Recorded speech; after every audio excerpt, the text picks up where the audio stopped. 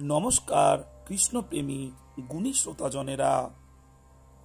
কৃষ্ণ ভাবনায় দৃঢ়তা চাই। জড় ঐশ্বর্যের সর্বোচ্চ শিখরে উন্নীত হলে তখন ত্যাগ ও বৈরাগ্যের উদয় হয়। জড়জগতের মানুষের দুটি প্রবণতা দেখা যায়, ভোগ ও ত্যাগ, অর্থাৎ ইন্দ্রিয় উপভোগ ও জড় জগতে বৈরাগ্য।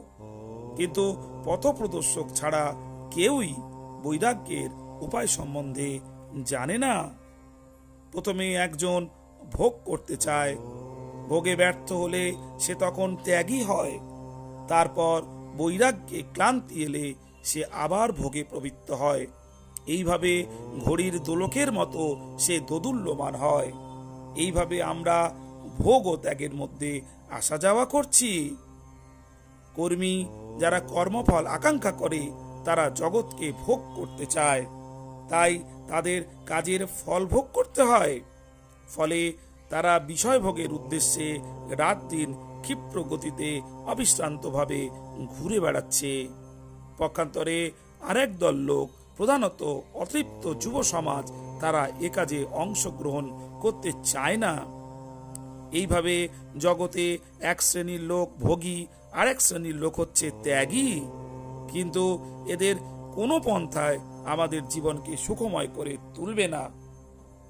কেননা ভোগী বা ত্যাগী হওয়াটা আমাদের স্বরূপ নয়। কৃষ্ণই সবকিছুর মালিক, আমরা কোনো জিনিসের মালিক নই। বস্তুত আমাদের যা কিছু আছে সবই কৃষ্ণের সম্পত্তি। গাছপালা, লতাগুল্ম, জল বা ভূমি, এগুলির কোনোটাই আমরা সৃষ্টি করিনি। তাই এগুলি আমাদের বলে আমরা দাবি করতে পারি না। যেহেতু আমাদের নিজস্ব বলতে কিছুই নেই, তাই আমরা কিছুই ত্যাগ করতে পারি না। আমরা এই জগতে নগ্ন অবস্থায় এসেছি এবং অন্তিমে নগ্ন অবস্থায় আমরা এখান থেকে চলে যাব। কিন্তু এই জন্ম ও মৃত্যুর মধ্যবর্তী সময়টাতে আমরা যে দাবিগুলি করি তা সবই মিথ্যা। এইটি আমার দেশ, ইনি আমার স্ত্রী, এরা আমার সন্তান ইত্যাদি মিথ্যা দাবি। কেননা এই জগতে আমরা কপর্দকহীন অবস্থায় আসি এবং এই জগৎ থেকে চলে যাওয়ার সময়ও কপর্দকহীন হয়ে আমরা চলে যাই। তাহলে এই ভোগ ও ত্যাগের অর্থ কি? বাস্তব দৃষ্টিতে দেখলে এগুলি সবই অর্থহীন। বস্তুত বিষয় ভোগটা হচ্ছে চৌর্যবৃত্তি,